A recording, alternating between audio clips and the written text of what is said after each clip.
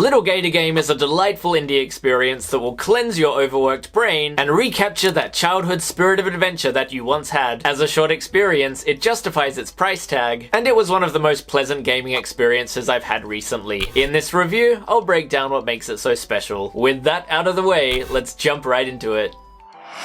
You play as the titular little gator whose name you can choose. It's a day off from school and your big sister has taken you to the park, with the park being more like an outdoor recreation area comprised of several small mountainous islands. Your sister promised to play with you, but she is ultimately too engaged with her college assignment, which she is working on her laptop, and expects you to go and play by yourself. In a bid to get her attention, you have to rally your friends to redecorate the playground structures with cardboard decorations, turning it into a fantasy village. At the same time, Little Gator is reliving his memories of playing with his sister previously, in which they treat the park day trips like a big video game, with Little Gator in the role of the hero. In order to rally your friends to joining the village, you'll have to seek them out and complete little quests for them. These are all little animal children of different species, like a deer, koala, birds, and so on. There's even a whale here. The banter between the kids reflects the emotions and problems real-life kids have during their early development. There are no epic stakes here, it's just an earnest take on childhood emotions that deals with the connection between siblings, the transition between childhood and adulthood, as well as the gaining of emotional maturity. While this sounds like it could only be enjoyed by younger players, the opposite is true. As an adult, this caused me to reflect on my own childhood and see how I'd grown, and more importantly, running around and playing with friends in the park recaptured that childhood joy. It made me feel like a kid again, and refreshed my stressed out and overworked adult brain. Also, I played it just after finishing God of War Ragnarok, an epic, violent, emotional, and combat-focused action game, so playing Lil Gator Game hot off the heels of that was like having an emotional and mental reset. Overall, this game is not an overly epic or emotional exercise in storytelling, but it doesn't have to be. It's cute, relatable, pleasant, and heartwarming, which is all it needs to be. The park that makes up the environment is a cel-shaded open world. Set in autumn and featuring varied topography, it serves the gameplay perfectly, and further contributes to that childhood sense of adventure. Natural areas include mountains, forests, rivers, beaches, and an ocean, with man-made structures like picnic benches, playground equipment, a tree fort, a radio tower, a wind turbine, and more. Additionally, being overrun by kids playing a silly adventure game, they've covered the map with little cardboard monsters, obstacles, and decorations. Considering the low stakes, it makes sense rather than having real dangerous elements. And they're super cute. They're scribbled with adorable little crayon drawings, and make you feel like if you were a kid, this would be a fun little place to run around in and explore. The designers have clearly taken inspiration from The Legend of Zelda, with the cel-shaded look inspired by The Wind Waker, and the open world design with scalable mountains inspired by Breath of the Wild. However, this game wears its influences on its sleeve, and it's a cute little homage scaled down to childlike proportions. Overall, it's a pleasant setting which serves the fun gameplay.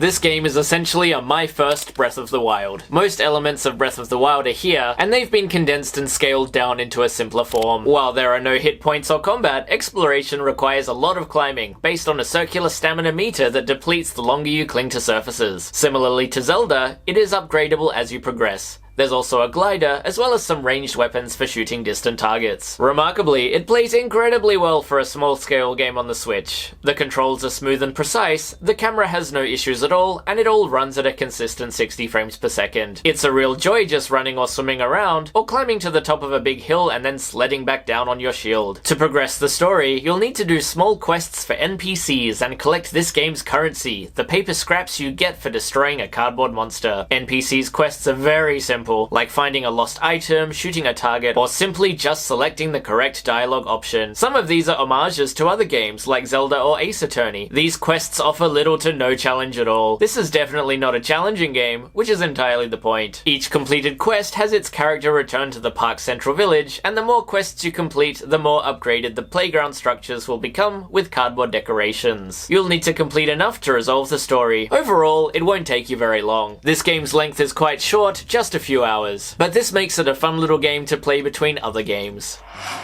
The game's soundtrack is appropriately cute, catchy, and relaxing. As you move between areas, the game's music changes to match the environment. The soundtrack sounds a bit like Animal Crossing meets Link's Awakening. Catchy melodies with childlike instrumentation. It matches the relaxed pace of the game perfectly, and overall has a higher quality to it than a lot of other indie games of this scope. There's no voice acting here, with dialogue only appearing in text boxes accompanied by bleeps and bloops. For a game like this, I don't think voice acting was needed, as dialogue boxes scroll by pretty quickly anyway, and dialogue is kept brief. Overall, the sound design is cute and simple, but effective at maintaining that childlike sense of wonder.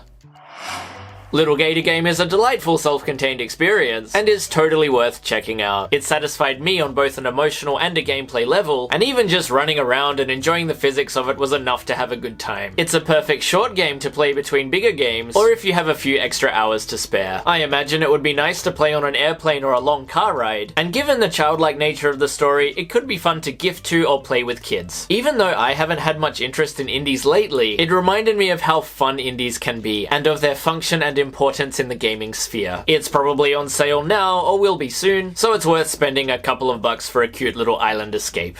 Have you played Lil Gator Game? What indies have you played recently? Drop a comment below and I'll be replying to every one of them. And if you enjoyed this video, don't forget to drop a like for the algorithm and smash that subscribe button to see more reviews like this. Thanks for listening to me ramble, and I'll see you next time.